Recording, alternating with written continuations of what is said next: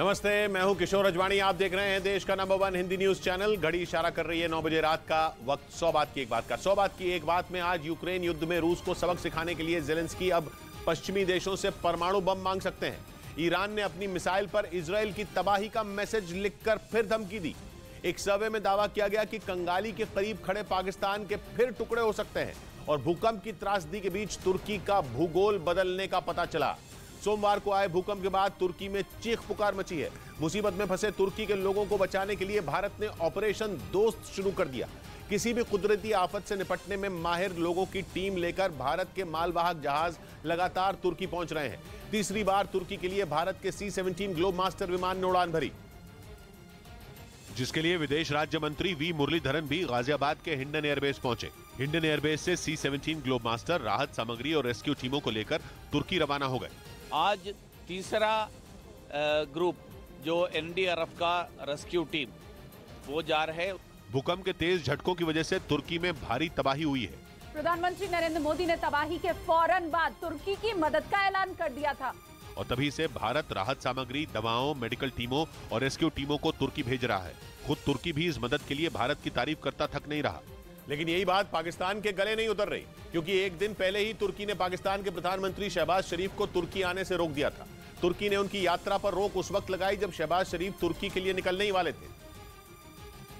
लेकिन जब तुर्की ने उन्हें आने से रोका तो पूरी दुनिया के सामने पाकिस्तान की फजीहत हो गई। इसलिए तुर्की की मदद के मामले में भी पाकिस्तान ने भारत से रेस लगानी शुरू कर दी। पाकिस्तान के लोग भारत की तारीफ करते नहीं थक रहे। इंडिया ने पहल कर दी है और इंडिया की मईशत उसको इजाजत भी देती है। यहाँ तक कि पाकिस्तान के पत्रकार भी भारत के मुरीद दिख रहे हैं। ये बताएं, जो इंडिया वालों ने प्रॉपर नाम रखा है मिशन दोस्त, मतलब दोस्ती भी बढ़ गई और हेल्प भी हो गई। पाकिस्तान के लोग भी जानते हैं कि पाकिस्तान कंगाल है, इसलिए बेहाल है। इधर कुछ होगा तो हम उनकी हेल्प करेंगे ना। ये मांगते हैं, इन्होंने क्या किसी को देना है। तुर्की पर आई कुदरती आफत से पहले तक पाकिस्तान और तुर्की में तगड़ी दोस्ती थी, लेकिन ऑपरेशन दोस्त वाले भारत के दांव से उसका ये गठजोड़ भी टूटता दिख रहा है। इस बीच तुर्की में NDRF के जवानों ने लोगों की जान बचाने के लिए अपनी पूरी ताकत झोंक दी। भारत से मदद के लिए तुर्की पहुंचे NDRF के 150 से ज्यादा जवानों ने अलग अलग इलाकों में रेस्क्यू ऑपरेशन चलाया और हजारों लोगों की जान बचाने का काम किया, जिसके लिए उन्हें खास ट्रेनिंग दी गई। न्यूज़ 18 इंडिया NDRF की इस खास ड्रिल का हिस्सा बना। ये इसी हालत में जो विक्टिम है मलबे के नीचे दबे होते हैं। इस दौरान जवानों ने मॉक ड्रिल के जरिए लोगों की जान कैसे बचाई जाए ये बताने की कोशिश भी की, जिसके लिए कुछ ने बिल्डिंग के मलबे को हटाया और कुछ ने कटर की मदद से दीवारों को काटकर लोगों को उसके नीचे से निकाला। अभी भी खुशी की खबर जस्ट मिली है कि एक जिंदा विक्टिम को हमने निकाला है, हमारी टीम ने निकाला है। बताया गया कि तुर्की में बचाव कार्य के लिए NDRF की कुल 3 टीमें तैनात की गई। वहीं मॉक ड्रिल के जरिए और भी जवानों को ट्रेनिंग दी जा रही है ताकि अगर जरूरत पड़े तो उन्हें भी मदद के लिए तुर्की रवाना किया जा सके। इधर न्यूज़ 18 को मिली एक्सक्लूसिव जानकारी के मुताबिक तुर्की की मदद मांगने से पहले ही भारत ने ऑपरेशन दोस्त चलाने की पूरी तैयारी कर ली थी। तुर्की और सीरिया में 6 फरवरी को सुबह करीब 7 बजे विनाशकारी भूकंप आया था और न्यूज़ 18 को मिली एक्सक्लूसिव जानकारी के मुताबिक भूकंप आने के महज 1 घंटे के अंदर ही भारत ने ऑपरेशन दोस्त पर काम शुरू कर दिया था। प्रधानमंत्री नरेंद्र मोदी के निर्देश के तुरंत बाद 6 फरवरी की सुबह 7:30 से 8 के बीच ऑपरेशन दोस्त की तैयारी पर चर्चा शुरू हो गई थी। सबसे पहले विदेश मंत्री S जयशंकर ने सुबह 10 बजे एक बैठक की। इसके बाद प्रिंसिपल सेक्रेटरी PK मिश्रा ने 12:30 बजे अलग अलग मंत्रालयों के साथ बैठक की। बैठक में कैबिनेट सचिव, गृह सचिव, स्वास्थ्य सचिव और NDRF के महानिदेशक के अलावा कई दूसरे अधिकारी भी शामिल थे और ये तमाम बैठकें तब शुरू हुई थी जब तुर्की की तरफ से मदद के लिए भारत को किसी तरह का कोई आधिकारिक अनुरोध नहीं मिला था। मतलब तुर्की के मदद मांगने से पहले ही भारत ने ऑपरेशन दोस्त की तैयारी शुरू कर दी थी, क्योंकि प्रधानमंत्री नरेंद्र मोदी सुबह करीब 11:30 बजे ही तुर्की में भूकंप को लेकर भारत की एकजुटता और हर संभव मदद की बात कह चुके थे, जिसके 1.5 घंटे बाद यानी करीब 1 बजे तुर्की ने भारत से राहत बचाव के लिए मदद की अपील की। न्यूज़ 18 को मिली एक्सक्लूसिव जानकारी के मुताबिक दोपहर 3 बजे तुर्की को मदद भेजने के लिए रक्षा मंत्रालय और NDRF के बीच बैठक हुई। बैठक खत्म होने के 12 घंटे के अंदर भारतीय वायुसेना का पहला C-17 ग्लोब मास्टर विमान तुर्की के लिए रवाना हो चुका था। Left at 3 o'clock yesterday morning, landed at 11 o'clock. Second team landed at 2000 hours in the evening. तुर्की के लिए कुल 5 C-17 ग्लोब मास्टर विमान और सीरिया के लिए एक विशेष विमान राहत सामग्री लेकर जा चुका है। यानी तुर्की में भूकंप आने के महज 24 घंटे के अंदर भारत की तरफ से पहला मालवाहक विमान NDRF की पहली टीम को लेकर जा चुका था। लेकिन इस बीच ये भी खबर है कि तुर्की में सरकार की तरफ से वसूले गए भूकंप टैक्स पर बवाल मच गया। तुर्की में 1999 में भी विनाशकारी भूकंप आया था, जिसके बाद वहां की सरकार ने लोगों से भूकंप टैक्स वसूलना शुरू किया था, जिससे जमा रकम का इस्तेमाल भूकंप और दूसरी प्राकृतिक आपदा से निपटने के लिए होना था। लेकिन अब उसी भूकंप टैक्स को लेकर लोगों ने सरकार पर सवाल खड़े करने शुरू कर दिए, क्योंकि 6 फरवरी को आए इस विनाशकारी भूकंप से 15,000 से ज्यादा लोगों की मौत हो चुकी है। घायलों की संख्या 35,000 से ज्यादा है। दिन रात राहत और बचाव का काम किया जा रहा है, लेकिन तबाही इतनी बड़ी है कि हजारों लोगों तक अभी तक मदद नहीं पहुंच सकी है। इसी वजह से भूकंप टैक्स को लेकर लोगों का गुस्सा सरकार के खिलाफ भड़क उठा। पूछा जा रहा है कि भूकंप से निपटने के नाम पर जो टैक्स वसूला गया वो रकम कहां गई, क्योंकि भूकंप की वजह से हजारों लोग बेघर हो गए। ऊपर से ठंड और बारिश ने लोगों की परेशानी बढ़ा दी है। लोगों का आरोप है कि कई इलाकों में 3 दिन गुजर जाने के बाद भी तुर्की की सरकार मदद नहीं पहुंचा पाई, जिसकी वजह से लोगों की मुसीबत बढ़ती जा रही है। तुर्की ने 23 साल पहले यानी 1999 में आए भूकंप के बाद एक नया टैक्स लगाया था। आधिकारिक रूप से इसका नाम स्पेशल कम्युनिकेशन टैक्स है, जिसे भूकंप टैक्स के नाम से भी जाना जाता है। एक रिपोर्ट के मुताबिक इस टैक्स से करीब 88 बिलियन लीरा यानी भारतीय रुपयों में करीब 37,000 करोड़ की रकम जुटाई गई, जबकि ये नहीं बताया गया कि ये पैसा कहां और कैसे खर्च किया जाता है। इसी वजह से तुर्की की सरकार के खिलाफ लोगों में आक्रोश बढ़ता जा रहा है। हालांकि लोगों की शिकायत मिलने पर तुर्की के राष्ट्रपति एर्दोगान ने समस्याओं को जल्द हल करने का वादा किया, लेकिन तुर्की की ये परेशानी यहीं थमती नहीं दिख रही, क्योंकि खबर है कि भयंकर भूकंप की वजह से तुर्की का नक्शा तक बदल सकता है। सोमवार को तुर्की में आए भूकंप इतना जोरदार थे कि पृथ्वी के अंदर बड़े बदलावों का अनुमान है। ऐसे अनुमान जो पृथ्वी पर ऐसे बदलाव करेंगे जिन्हें कभी पलटा नहीं जा सकेगा, क्योंकि धरती के अंदर की टेक्टोनिक प्लेट इस जोरदार भूकंप के बाद खिसकने की खबर है, जिसकी वजह से जमीन भी खिसकने का दावा किया गया। वैज्ञानिकों के मुताबिक इस भूकंप ने जमीन को 3 मीटर तक खिसका दिया। पृथ्वी के ऊपर की सतह के नीचे काफी गहराई में टेक्टोनिक प्लेट हैं। अलग अलग टेक्टोनिक प्लेट तैर रही हैं और उनके नीचे कई जगहों पर लावा है। टेक्टोनिक प्लेट हिलने की वजह से ऊर्जा पैदा होती है और भूकंप आते हैं, लेकिन भूकंप अगर जोरदार हो तो धरती का नक्शा तक बदल सकते हैं। माना जा रहा है कि ऐसा ही इस बार भी होगा। इटली के कुछ वैज्ञानिकों ने शुरुआती जानकारी और अनुमान के आधार पर एक रिपोर्ट तक तैयार कर दी। इस रिपोर्ट के मुताबिक तुर्की के सामने रेस्क्यू ऑपरेशन खत्म होने के बाद भी बहुत बड़ी चुनौती होगी, जब तुर्की की सरकार को यह पता लगेगा कि जमीन खिसक चुकी है, क्योंकि तुर्की और उसके आसपास की नदियों की दिशा तक बदल सकती है। गैस पाइपलाइन तक बदलने की जरूरत पड़ जाएगी।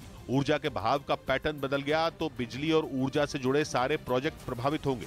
इससे पहले 2011 में जापान में 9.1 तीव्रता का भूकंप आया था। उस वक्त भी इस तरह के बदलाव हुए थे, यहाँ तक कि पृथ्वी के अपनी धुरी पर घूमने की रफ्तार तक बदल गई थी। माना जा रहा है कि इस बार भी ऐसे बदलाव होंगे। इन्हीं बदलावों का असर दुनिया के नक्शे पर भी होगा और भारत भी यूरोप की तरफ कुछ मीटर खिसक सकता है।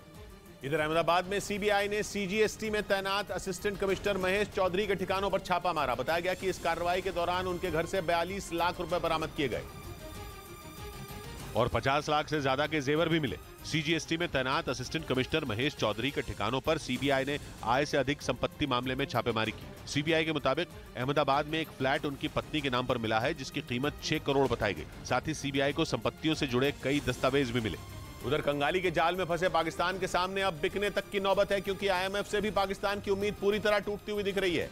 आईएमएफ के अफसरों ने पाकिस्तान की सारी उम्मीदों पर पानी फेर दिया और पाकिस्तान को ऐसा कुछ भी नहीं मिला जिसकी वो उम्मीद लगाए बैठा था। आईएमएफ की एक फाइल का इंतजार पाकिस्तान के मंत्रियों और अफसरों को पिछले 3 दिन से है। इसका नाम है MEFP यानी memorandum of economic and fiscal policies. इस फाइल में आईएमएफ ये ऐलान करेगा कि वो कितना कर्ज पाकिस्तान को बेल आउट पैकेज के तौर पर देगा और साथ में वो शर्तें भी होंगी जो पाकिस्तान को माननी होंगी। यही फाइल तैयार करने के लिए आईएमएफ के अधिकारी पिछले 9 दिन से मशक्कत कर रहे हैं। पाकिस्तान सरकार के साथ बैठकों के लंबे दौर खत्म हो गए, लेकिन पाकिस्तान को ये फाइल नहीं मिली। यहाँ तक कि पाकिस्तान ने यह भी कह दिया कि जो भी आईएमएफ कोरे कागज पर लिख देगा वो उसे मानने को तैयार है, लेकिन फाइल फिर भी तैयार नहीं हो रही। और यही पाकिस्तान की सबसे बड़ी टेंशन है। जितने दिन आईएमएफ के अधिकारियों ने पाकिस्तान में बिताए, उतने दिनों में पाकिस्तान की जरूरतें भी बढ़ गई। पहले पाकिस्तान को $300 करोड़ की मदद चाहिए थी, लेकिन अब तो पाकिस्तान $500 करोड़ मांग रहा है, क्योंकि रोजाना उस पर कर्ज बढ़ रहा है। पाकिस्तान के लोगों का पेट भरने के लिए भी उसे महंगा अनाज और महंगी सब्जियां इंपोर्ट करनी पड़ रही हैं, इसीलिए उस पर कर्जा बढ़ता जा रहा है। यही वजह है कि आईएमएफ से बेल आउट पैकेज मिले या न मिले, पाकिस्तान को डूबने से बचाना लगभग नामुमकिन हो गया है, जिसकी सबसे बड़ी वजह है आईएमएफ की शर्तें। आईएमएफ ने बिजली की दरों को दुगना करने की शर्त पाकिस्तान के सामने रखी है। आईएमएफ ने पेट्रोल और डीजल को 400 पाकिस्तानी रुपए तक पहुंचाने की सिफारिश की है। आईएमएफ ने पाकिस्तान सरकार के कई महकमे बंद करने को कह दिया है और फौज के खर्चे में भारी कटौती की भी शर्त रखी है। अब पाकिस्तान कह चुका है कि बस कर्ज दे दीजिए और जो चाहे करवा लीजिए, क्योंकि मुल्क बचाने के लिए पाकिस्तान के सामने दूसरा कोई रास्ता बचा ही नहीं है। यानी अगर आईएमएफ से बेल आउट पैकेज मिल भी गया तो भी पाकिस्तान की मुसीबत खत्म नहीं होने वाली, बल्कि पाकिस्तान का सबसे मुश्किल इम्तिहान शुरू हो जाएगा, क्योंकि कंगाल पाकिस्तान के लोगों पर अचानक महंगाई का ऐसा बोझ पड़ेगा जो उनकी कमर तोड़ कर रख देगा। बस यूं समझ लीजिए कि पाकिस्तान को बेल आउट पैकेज की फाइल मिल गई तो अगली सुबह वहां जिंदगी 2.5 गुना महंगी हो जाएगी, जबकि बेरोजगारी, महंगाई और भुखमरी ने पाकिस्तान को पहले से बेहाल किया हुआ है। मतलब ये कि पेट्रोल डीजल खत्म, अनाज और सब्जियां पहुंच से बाहर, बिजली का बिल भरने की हैसियत नहीं और बीमार हो गए तो देश में दवाएं भी नहीं। पाकिस्तान के लोगों की मुसीबत अगर और बढ़ गई तो वहां गृह युद्ध तय हो जाएगा। कई जगहों पर तो लोगों ने सरकार के खिलाफ आंदोलन शुरू भी कर दिया है। और लोगों के गुस्से की आग में जल रहे पाकिस्तान के लिए एक और बुरी खबर आई। अमेरिका की संस्था अटलांटिक काउंसिल के एक सर्वे में ये चौंकाने वाली बात सामने आई कि अगर पाकिस्तान के हालात ऐसे ही रहे तो उसके टुकड़े हो सकते हैं। यानी साफ शब्दों में कहें तो पाकिस्तान का अस्तित्व ही खत्म हो जाएगा और इसके लिए जिम्मेदार खुद पाकिस्तान की सरकार होगी, क्योंकि दिन बीतने के साथ ही वहां के हालात और भी बदतर होते जा रहे हैं। लोग अनाज के लिए सड़कों पर लड़ रहे हैं, खाने पीने की चीजें बाजारों से गायब होती जा रही हैं। ऊपर से पाकिस्तान कर्ज के बोझ में ऐसा दबा है कि करा भी नहीं पा रहा। इस बीच अमेरिका की संस्था अटलांटिक काउंसिल का दुनिया के कई देशों पर कराया गया एक सर्वे सामने आया, जिसमें दुनिया भर के लोगों से पाकिस्तान की बदहाली पर भी सवाल पूछे गए। सर्वे के मुताबिक ज्यादातर लोगों ने यह माना कि अगर वहां ऐसा ही चलता रहा तो आने वाले 10 साल में पाकिस्तान के टुकड़े टुकड़े हो जाएंगे, क्योंकि पाकिस्तान किसी एक मुसीबत से ही नहीं जूझ रहा, बल्कि कंगाली और महंगाई की दोहरी मार झेल रहे पाकिस्तान में अफवाहों ने एक बड़ी मुसीबत खड़ी कर दी है। वहां पूरे देश में यह खबर आग की तरह फैली कि शहबाज शरीफ की सरकार पेट्रोल और डीजल के दामों में भारी बढ़ोतरी करने जा रही है, जिसके बाद वहां सैकड़ों पेट्रोल पंपों पर ताले लटकने लगे। पेट्रोल पंप के कर्मचारी ये कहकर ग्राहकों को लौटाने लगे कि तेल खत्म हो गया है। पाकिस्तान के मीडिया के मुताबिक वहां पेट्रोल और डीजल की जमाखोरी बढ़ गई। खबर के मुताबिक पेट्रोल पंप के मालिकों ने ज्यादा मुनाफे के लिए पंप पर तेल खत्म होने की तख्तियां लटका दी, ताकि जब पाकिस्तान की सरकार दाम बढ़ाए तो उन्हें फायदा मिल सके। इसकी वजह से पाकिस्तान में ये अफवाह भी फैलने लगी कि वहां तेल के भंडार जल्द ही खत्म हो जाएंगे, जिसके बाद पेट्रोल पंपों पर लोगों की लंबी लंबी लाइनें दिखने लगी। और कई शहरों में तो लोग जरूरत से ज्यादा पेट्रोल और डीजल खरीदने की कोशिश करने लगे, क्योंकि लोगों को इस बात का डर सताने लगा कि अगर तेल पूरी तरह खत्म हो गया तो उनकी मुसीबत बढ़ जाएगी, जो कि पहले से ही पेट्रोल और डीजल की कीमतों में लगी आग से झुलस रहे हैं। एक रोज पहले ही ये खबर आई थी कि पाकिस्तान में पेट्रोल अब ब्लैक किया जाने लगा है। वहां 1 लीटर पेट्रोल 400 पाकिस्तानी रुपयों में मिल रहा है और अब तेल खत्म होने की अफवाह ने वहां अफरा तफरी मचा दी। हालांकि पाकिस्तान के पेट्रोलियम राज्य मंत्री मुसादिक मलिक ने साफ किया कि देश में 20 दिनों तक का ईंधन ही बचा है और उन्होंने तेल की कीमतें बढ़ाने वाली बात को गलत बता दिया। हालांकि पाकिस्तान की जनता उनकी बात पर भरोसा कर पाएगी ये मुश्किल लगता है, क्योंकि कुछ रोज पहले ही वहां पेट्रोल के दाम एक साथ 35 पाकिस्तानी रुपए बढ़ा दिए गए थे। उधर कंगाल पाकिस्तान में लोगों ने अजीबोगरीब हरकतें शुरू कर दी और एक ऐसे शख्स का वीडियो वायरल हो गया जिसने खुद को पाकिस्तान का नया राष्ट्रपति घोषित कर दिया और दावा किया कि पाकिस्तान के कायदे आजम जिन्ना उसके सपने में आए थे। यही नहीं, इस शख्स ने कहा कि जिन्ना ने उसे पाकिस्तान का नया राष्ट्रपति बना दिया है। उन्होंने फरमाया कि हम तुमसे अहद लेते हैं, हम तुमको पाकिस्तान का सदर बनाते हैं। कंगाल पाकिस्तान में लोगों की अजीबोगरीब हरकतों के कई वीडियो वायरल हुए, लेकिन पहली बार ऐसा कोई वीडियो आया जिसमें एक शख्स रातों रात वहां का राष्ट्रपति होने का दावा कर रहा है। भुखमरी से मर रहे पाकिस्तान में इस शख्स का वीडियो तेजी से वायरल हो गया। किसी ने ये पता करने की कोशिश नहीं की कि वो नया है या पुराना, क्योंकि लोग इस वीडियो का इस्तेमाल अपनी सरकार को सच्चाई दिखाने के लिए कर रहे हैं। वीडियो देखने वाले लोगों ने ये तक कहा कि पाकिस्तान की नैया अब कोई ऐसा ही शख्स पार लगा सकता है, क्योंकि वहां की नाकारा सरकार तो कुछ नहीं कर रही। इसलिए अल्लाह भरोसे बैठे पाकिस्तान में बहुत सारे लोगों ने वीडियो में दिख रहे शख्स की बातों को गंभीरता से लेना शुरू कर दिया, या यूं कहें कि उनके लिए पाकिस्तान के असली राष्ट्रपति या प्रधानमंत्री और इस सिरफिरे शख्स में कोई फर्क ही नहीं बचा। इस बीच खबर है कि आर्थिक संकट से जूझ रहे पाकिस्तान के लोगों का साथ चीन भी छोड़ने वाला है। पाकिस्तान के मीडिया का दावा है कि चीन की ई-कॉमर्स कंपनी अलीबाबा से जुड़ी एक कंपनी सैकड़ों लोगों को नौकरी से निकालने की तैयारी में जुट गई है। और अगर ऐसा हुआ तो बदहाली की मार झेल रहे पाकिस्तान के कई लोगों की मुश्किलें और ज्यादा बढ़ जाएंगी। पाकिस्तान के अखबार द एक्सप्रेस ट्रिब्यून के मुताबिक चीन की ई-कॉमर्स कंपनी अलीबाबा से जुड़ी उस कंपनी को फंड नहीं मिल पा रहा। यही नहीं, खबर है कि पाकिस्तान की खराब अर्थव्यवस्था की वजह से वहां कंपनी को लगातार घाटा हो रहा है। बताया जा रहा है कि इसीलिए अब उसने अपने कारोबार को कम करने का फैसला लिया। द एक्सप्रेस ट्रिब्यून का दावा है कि इससे वहां करीब 3000 लोगों की नौकरी जाएगी, क्योंकि कंपनी ने 11% कर्मचारियों को हटाने का ऐलान किया है। उधर पाकिस्तान के प्रधानमंत्री शहबाज शरीफ भारत को एटम बम की गीदड़ भभकी देकर अपने ही घर में घिर गए। 2 दिन पहले यानी 7 फरवरी को शहबाज शरीफ पाकिस्तान के कब्जे वाले कश्मीर पहुंचे थे, जहां उन्होंने कश्मीर का जिक्र करते हुए भारत को परमाणु बम की गीदड़ भभकी दे दी थी, जिसके बाद पाकिस्तान के लोगों ने ही अपने प्रधानमंत्री को आड़े हाथ ले लिया। आटे, दाल और दूध के लिए तरस रहे लोगों ने शहबाज शरीफ को नसीहत दे डाली कि वो फिजूल की बातें करने के बजाय अपने देश के हालात पर ध्यान दें। मौजूदा सूरत हाल के अंदर आपके न्यूक्लियर खाएं हम। कुछ लोगों ने तो इतना तक कह दिया कि शहबाज शरीफ में इतना दम नहीं कि वो एटम बम को गिराने के बारे में सोच भी सकें। एटमी पावर तो हैं, वो एक अलग बात है, लेकिन अभी हमारी इतनी पसली नहीं है कि हम लड़ सकें। पाकिस्तान इस वक्त बदहाली के सबसे बुरे दौर से गुजर रहा है। लोग खाने पीने की जरूरी चीजों के लिए तरस रहे हैं। ऐसे में वहाँ की सरकार ने जनता का ध्यान भटकाने के लिए परमाणु बम की धमकी का पैंतरा चला, लेकिन गुस्साए लोगों ने अपनी ही सरकार को घेर लिया। इधर दिल्ली के आबकारी घोटाला मामले में गिरफ्तार राजेश जोशी नाम के आरोपी को राउज एवेन्यू कोर्ट ने 13 फरवरी तक ईडी की रिमांड में भेज दिया। चैरियट एडवर्टाइजिंग नाम की कंपनी के डायरेक्टर राजेश जोशी को 1 दिन पहले गिरफ्तार किया गया था, जिन्हें कोर्ट ने 4 दिन की हिरासत में भेज दिया। राजेश जोशी पर गोवा चुनाव के दौरान शराब घोटाले के आरोपी दिनेश अरोड़ा से अपनी विज्ञापन कंपनी के जरिए 30 करोड़ रुपए लेने का आरोप है। ईडी के मुताबिक दिनेश अरोड़ा ने वो 30 करोड़ रुपए दिल्ली में नई आबकारी नीति आने के बाद अवैध तरीके से कमाए थे। इस बीच रूस के मीडिया ने एक ऐसा दावा कर दिया जो अगर सच हो गया तो फिर रूस और यूक्रेन की जंग परमाणु जंग में बदल सकती है। रूस के मीडिया के मुताबिक ज़ेलेंस्की जल्द ही पश्चिमी देशों से परमाणु हथियारों के लिए गुहार लगाने वाले हैं, क्योंकि उन्हें इस बात का डर सता रहा है कि जंग खत्म करने के लिए पुतिन परमाणु बम का सहारा ले सकते हैं। खुद कई बार पुतिन ने यूक्रेन के साथ साथ पश्चिमी देशों को भी अपनी परमाणु ताकत की धमकी दी है। उन्होंने कई बार सरमाक, यार्स और जरकॉन जैसी परमाणु मिसाइलों की नुमाइश करके दुनिया को दहलाया है। इसी वजह से इस बात की आशंका भी बढ़ गई कि कहीं वाकई पुतिन परमाणु बम का इस्तेमाल न कर दें। रूस के मीडिया के मुताबिक पुतिन को धमकाने के लिए ही ज़ेलेंस्की भी यूक्रेन को परमाणु हथियार से लैस करना चाहते हैं, ताकि वो पुतिन को यह बता सकें कि वो परमाणु हमले के बारे में सपने में भी न सोचें, क्योंकि अगर उन्होंने ऐसा किया तो यूक्रेन भी पलटवार में देर नहीं करेगा।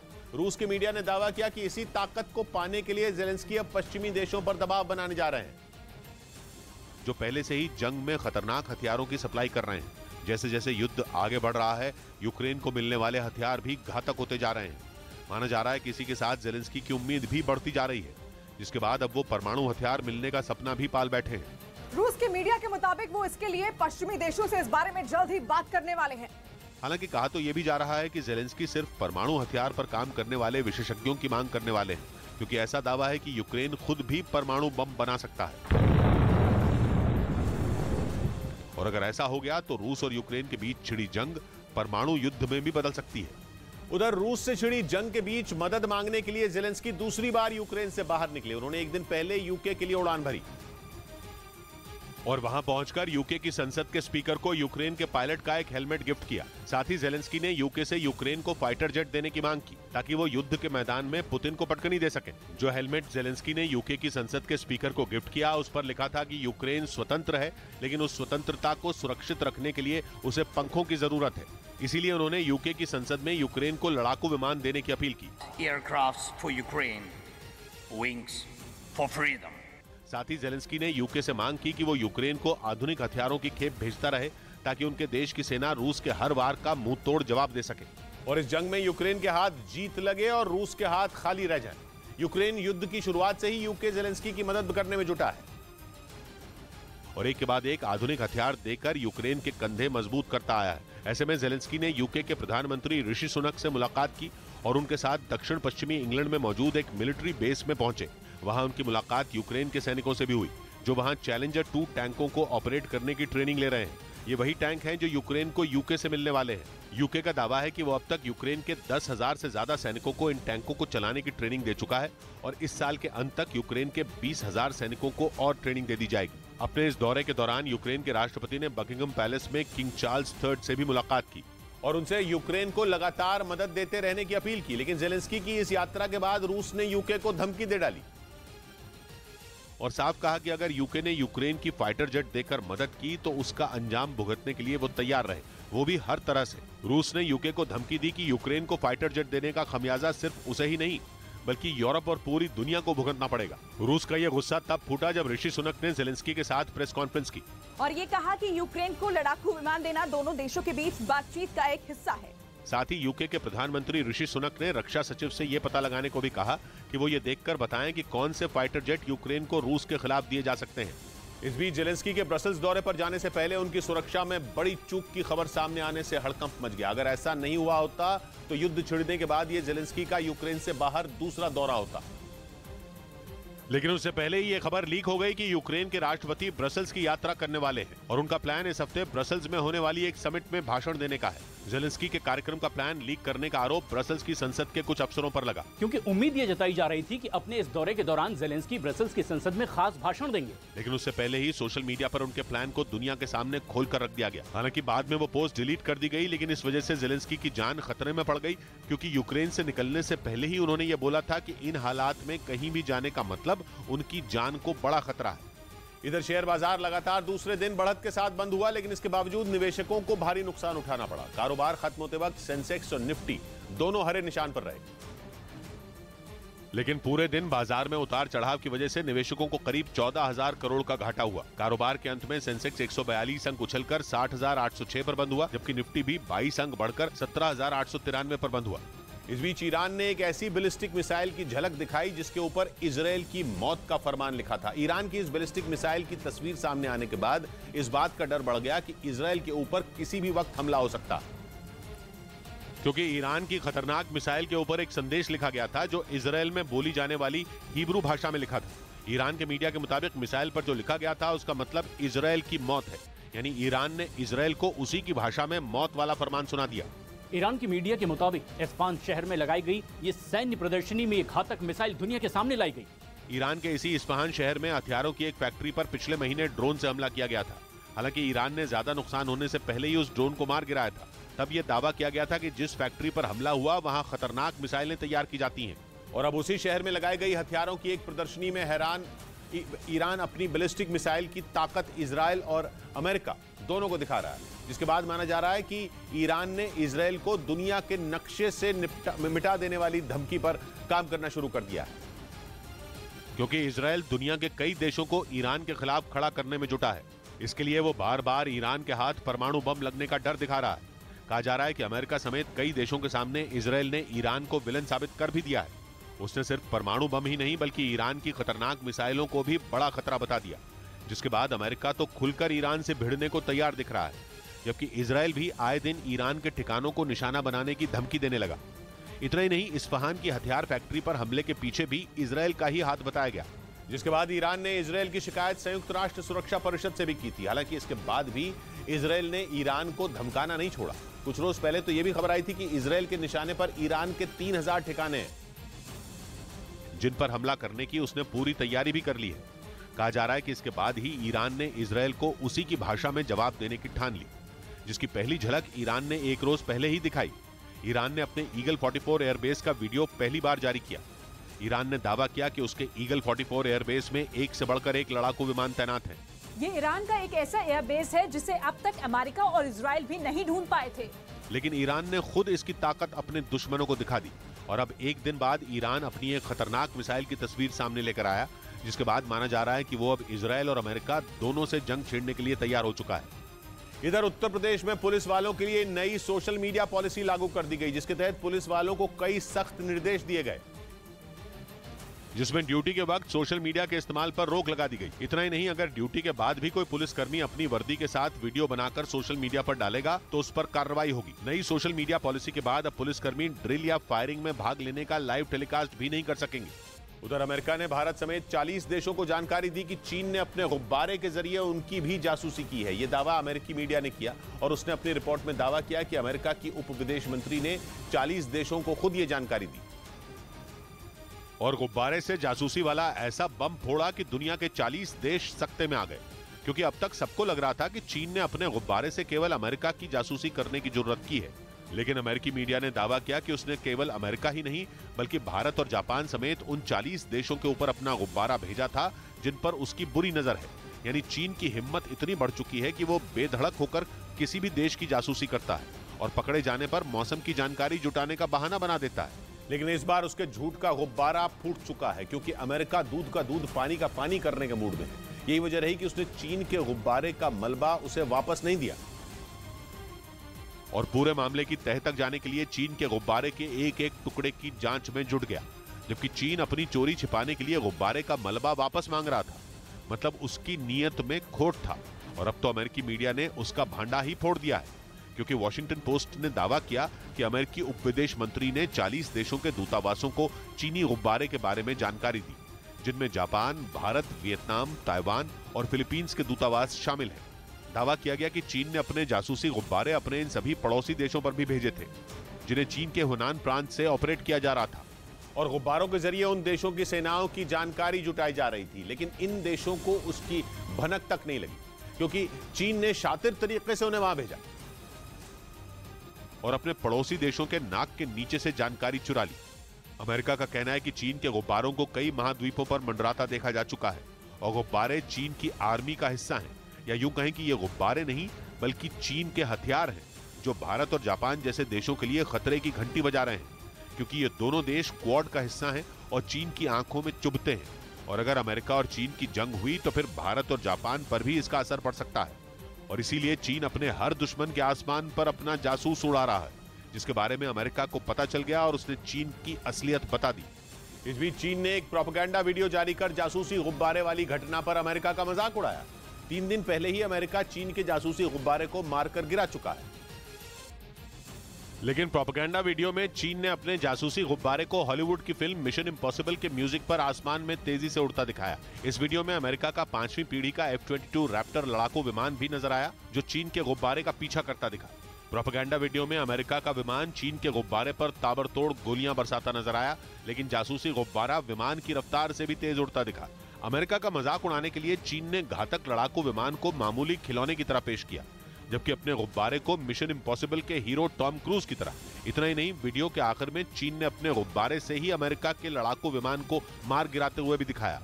उधर मध्य प्रदेश में उज्जैन के महाकाल मंदिर को मिलने वाले दान में एक साल में दुगने से भी ज्यादा की बढ़ोतरी हुई। खासकर पिछले 3 महीनों में मिलने वाले दान की वजह से नया रिकॉर्ड बना, क्योंकि इन महीनों में महाकाल कॉरिडोर बनने से भक्तों की संख्या भी 3 गुना तक बढ़ गई। मंदिर प्रशासन के मुताबिक साल 2021 में जहां 22.5 करोड़ का दान मिला था, वहीं 2022 में यह आंकड़ा 46 करोड़ को पार कर गया और इनमें सबसे ज्यादा आखिरी 3 महीने में करीब 22 करोड़ रुपए का दान आया।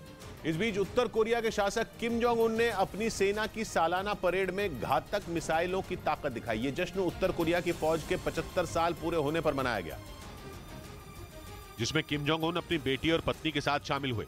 राजधानी प्योंगयांग में रात के वक्त हुई इस मिलिट्री परेड में उत्तर कोरिया की फौज ने अपनी कई घातक मिसाइलों का प्रदर्शन किया, जिसमें उसकी सबसे खतरनाक मिसाइलों में से एक हवासोंग भी नजर आई, जिसके दम पर उत्तर कोरिया अमेरिका को नक्शे से मिटा देने की चेतावनी तक दे चुका है। हवासोंग किम जोंग उन के मिसाइल जखीरे की सबसे खतरनाक और सबसे आधुनिक मिसाइल मानी जाती है, जिसे इस मिलिट्री परेड में दुनिया के सामने दिखाकर उत्तर कोरिया ने एक बार फिर अपनी ताकत का प्रदर्शन किया। साथ ही कई आधुनिक और नई मिसाइलों की ताकत भी दिखाई। पश्चिमी मीडिया का दावा है कि किम जोंग उन ये बस अमेरिका को डराने के इरादे से कर रहे हैं और इसके लिए वो अपने हर हथियार की नुमाइश पूरे जोर शोर से कर रहे हैं। खबर तो यह भी है कि किम जोंग उन ने अपने पुराने लड़ाकू विमानों के इस्तेमाल को बंद करने के प्रस्ताव को भी नकार दिया। माना जा रहा है कि कई साल पुरानी तकनीक से लैस होने के बावजूद किम जोंग उन का भरोसा अपने विमानों से टस से मस तक नहीं हुआ। ऐसा इसलिए क्योंकि इन विमानों से अब तक अमेरिका खौफ खाता है। उत्तर कोरिया का आरोप है कि उसकी ताकत पर अंकुश लगाने के लिए अमेरिका ने उस पर कई प्रतिबंध लादने की कोशिश की, लेकिन वो अपनी सुरक्षा और अपनी फौज की जरूरतों को पूरा करने के लिए हर मुमकिन कदम उठाने से पीछे नहीं हटेगा। इधर दिल्ली में यूथ कांग्रेस के कार्यकर्ताओं ने केंद्र सरकार के खिलाफ जमकर प्रदर्शन किया। उन्होंने सरकार पर कारोबारी गौतम अडानी की मदद करने का आरोप लगाया और हाथों में पोस्टर लिए यूथ कांग्रेस के कई कार्यकर्ताओं ने वहां जमकर नारेबाजी की। सवाल का जवाब दो, जवाब दो, जवाब दो। इसके अलावा यूथ कांग्रेस के कार्यकर्ताओं ने प्रधानमंत्री पर संसद में सवालों के जवाब न देने का आरोप भी लगाया। सवाल का जवाब क्यों नहीं दे रहा है? राहुल जी का कहना क्लियर है। इस दौरान वो नकली नोटों से भरे 2 बक्से भी लेकर आए, जिनकी मदद से उन्होंने सरकार पर गौतम अडानी की मदद करने का आरोप लगाया। इसके अलावा कुछ कार्यकर्ता बीजेपी के नेताओं के मास्क लगाकर वहां नारेबाजी करते भी नजर आए। उधर धोनी ने खेत में ट्रैक्टर चलाने का एक वीडियो सोशल मीडिया पर पोस्ट किया जो वायरल हो गया, जिसमें धोनी खुद ट्रैक्टर चलाते हुए खेतों की जुताई करते दिखे। वीडियो के साथ उन्होंने इंस्टाग्राम पर कुछ नया सीखने का जिक्र करते हुए अपना अनुभव साझा किया। धोनी के इस वीडियो को सोशल मीडिया पर खूब पसंद किया जा रहा है। इस बीच यूएन की एक रिपोर्ट में दावा किया गया कि अफगानिस्तान में आतंकी संगठन इस्लामिक स्टेट खुरासान भारत समेत कई देशों के दूतावासों पर हमले कर सकता है। पिछले साल जून में तालिबान के सत्ता पर कब्जा करने के बाद भारत ने दूतावास से अपने अधिकारियों को वापस बुला लिया था। हालांकि इसके 10 महीने बाद अफगानिस्तान और भारत के बीच राजनयिक संबंध बहाल हो गए थे, लेकिन यूएन की एक रिपोर्ट ने भारत समेत कई देशों की चिंता बढ़ा दी। उस रिपोर्ट के मुताबिक आतंकी संगठन इस्लामिक स्टेट खुरासान अफगानिस्तान में भारत, ईरान और चीन के दूतावासों पर आतंकी हमले कर सकता है। उसका मकसद दूसरे देशों के साथ अफगानिस्तान के रिश्तों को कमजोर करना है। असल में आतंकी घटनाओं से अंतर्राष्ट्रीय शांति और सुरक्षा के लिए पैदा होने वाले खतरे पर यूएन सुरक्षा परिषद ने एक बैठक की, जिसकी रिपोर्ट में यह बताया गया कि इस्लामिक स्टेट खुरासान अफगानिस्तान में तालिबान को चुनौती देने में जुटा है, क्योंकि इस आतंकी संगठन का मानना है कि तालिबान के लड़ाके अफगानिस्तान को सुरक्षा देने में सक्षम नहीं है। यूएन की रिपोर्ट के मुताबिक पिछले साल सितंबर में इस्लामिक स्टेट खुरासान ने काबुल में रूसी दूतावास पर पहला हमला किया था और इसके बाद दिसंबर में उसके आतंकियों ने पाकिस्तानी दूतावास और चीनी नागरिकों से भरे एक होटल को निशाना बनाया था। रिपोर्ट में इस बात का भी जिक्र है कि इन हमलों के अलावा ये आतंकी संगठन शिया मुसलमानों को भी निशाना बना रहा है, ताकि वो अफगानिस्तान में तालिबान को कमजोर कर सके। यूएन की रिपोर्ट ये भी बताती है कि अफगानिस्तान और पाकिस्तान के बॉर्डर वाले इलाकों में इस्लामिक स्टेट खुरासान के करीब 3000 लड़ाके हैं। यही नहीं, इसके आतंकी नशे के कारोबार से जुड़े हैं, जिसके जरिए वो लोगों में अपनी पैठ बनाने में लगे हैं। इधर मुंबई को एक ही दिन में 2 वंदे भारत ट्रेन की सौगात मिलेगी। प्रधानमंत्री शुक्रवार को दोनों ट्रेनों को हरी झंडी दिखाएंगे, जिसके बाद महाराष्ट्र पहला राज्य होगा जिसे सबसे ज्यादा यानी 4 वंदे भारत ट्रेनें मिली हों। दोनों ट्रेनें मुंबई से चलेंगी। सोलापुर रोड पर चलने वाली वंदे भारत पुणे के दगड़ू शेठ मंदिर, पंढरपुर के विट्ठल मंदिर और तुलजापुर भवानी मंदिर जैसे धार्मिक स्थलों को मुंबई से जोड़ेगी। वहीं साईनगर शिरडी रूट पर चलने वाली ट्रेन से त्र्यंबकेश्वर मंदिर, रामकुंड और साई मंदिर मुंबई से जुड़ेंगे। उधर अमेरिका में ऑस्ट्रेलिया को B-21 रेडर बॉम्बर देने की मांग उठ गई, क्योंकि ऑस्ट्रेलिया में अमेरिका के कई सैन्य ठिकाने होने के कारण चीन के हमले का खतरा उस पर हर वक्त मंडराता रहता है। और यही वजह रही कि अमेरिका में बाइडेन सरकार से यह मांग की गई कि वो आधुनिक तकनीक से लैस अपने सबसे शक्तिशाली B-21 रेडर बॉम्बर को ऑस्ट्रेलिया भेजने पर विचार करे, ताकि उस पर मंडरा रहे खतरे को खत्म किया जा सके। क्योंकि अमेरिका का दावा है कि दुनिया में अभी तक ऐसा कोई रडार नहीं बना जो B-21 रेडर बॉम्बर को पकड़ पाए, और ये इतना एडवांस्ड है कि किसी को भनक लगे बिना दुश्मन पर हमला करके लौट कर आ सकता है। B-21 रेडर बॉम्बर को लंबे समय तक जंग में तैनाती के लिए सक्षम बनाया गया है, जिसका मतलब यह है कि अगर ये बॉम्बर ऑस्ट्रेलिया को मिल गया तो चीन की मुश्किलें बढ़नी तय हैं। अमेरिका के मुताबिक ये एक ऐसा हथियार है जो पलक झपकते ही चीन को तबाह करके रख देगा, और चीन ये देखता रह जाएगा कि उसके साथ हुआ क्या। हालांकि चीन और ऑस्ट्रेलिया के बीच की दूरी करीब 7500 किलोमीटर है, लेकिन चीन की लगातार बढ़ती सैन्य ताकत ऑस्ट्रेलिया के लिए बड़ा खतरा है। ऐसे में अमेरिका का B-21 रेडर बॉम्बर ऑस्ट्रेलिया के लिए गेम चेंजर साबित हो सकता है, क्योंकि दावा है कि B-21 raider bomber 6 F-35A fighter jet के बराबर है। ऐसा इसलिए क्योंकि B-21 raider bomber F-35A fighter jet के मुकाबले ज्यादा हथियार लेकर लंबी दूरी तक उड़ सकता है। साथ ही इसमें बार बार रिफ्यूलिंग का चक्कर भी नहीं रहता, जिसका मतलब यह कि B-21 रेडर बॉम्बर की मदद से किसी भी जंग को आसानी और तेजी से लड़ा जा सकता है। इधर देहरादून में उत्तराखंड लोक सेवा आयोग की भर्तियों में धांधली का आरोप लगाते हुए सैकड़ों छात्र सड़कों पर उतर आए। इस दौरान उनकी पुलिस कर्मियों से झड़प भी हुई, जिसके बाद पुलिस ने उन पर जमकर डंडे बरसाए। लेकिन प्रदर्शन कर रहे छात्रों को तितर-बितर करने के लिए पुलिस ने जैसे ही सख्ती बरती, वो और ज्यादा उग्र हो गए। उन्होंने भी पुलिस वालों पर पत्थरबाजी शुरू कर दी। यही नहीं, आरोप है कि अभ्यर्थियों ने पुलिस की कुछ गाड़ियों में भी तोड़फोड़ की। देखते ही देखते वहां हालात ऐसे बन गए कि और पुलिस कर्मियों को बुलाना पड़ गया, जिसके बाद कई छात्रों को हिरासत में ले लिया गया। अभ्यर्थी नौकरी और उत्तराखंड लोक सेवा आयोग की भर्तियों में सुधार की मांग को लेकर सड़क पर उतरे थे। छात्रों का आरोप है कि धांधली की वजह से परीक्षाएं ठीक से नहीं हो रही, जिसकी कीमत उन्हें बेरोजगार रहकर चुकानी पड़ रही है। उधर पंजाब और हरियाणा हाईकोर्ट ने डेरा सच्चा सौदा प्रमुख राम रहीम की पैरोल पर सरकार से जवाब मांगा। शिरोमणि गुरुद्वारा प्रबंधन कमेटी ने इस मामले में हाईकोर्ट में याचिका दायर की थी, जिस पर सुनवाई करते हुए कोर्ट ने केंद्र और राज्य सरकार को नोटिस जारी कर जवाब मांगा। एसजीपीसी की याचिका पर अगली सुनवाई 21 फरवरी को होगी। इस बीच अमेरिकी सेना फिलीपींस पहुंच गई, क्योंकि उसे वहां 4 मिलिट्री बेस मिल गए।